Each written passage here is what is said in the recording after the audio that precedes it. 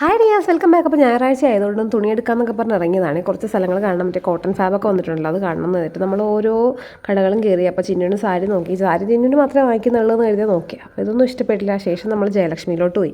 ജയലക്ഷ്മി ചെന്നും സാരി എല്ലാം നോക്കി. അവിടെ ചെന്നിട്ട് സാരി ഒന്നും സെറ്റായില്ല കേട്ടോ, എന്നൊന്നും അത്ര നമുക്കൊന്നും പിടിച്ചില്ല. പിന്നെ നല്ല ഇങ്ങനെ വലിച്ചു വരക്കി ഇട്ടിരിക്കണോണ്ടേ ഞായറാഴ്ചയാണ്, നല്ല തിരക്കുള്ളൂ, നല്ല കസ്റ്റമേഴ്സുള്ള ദിവസമാണല്ലോ.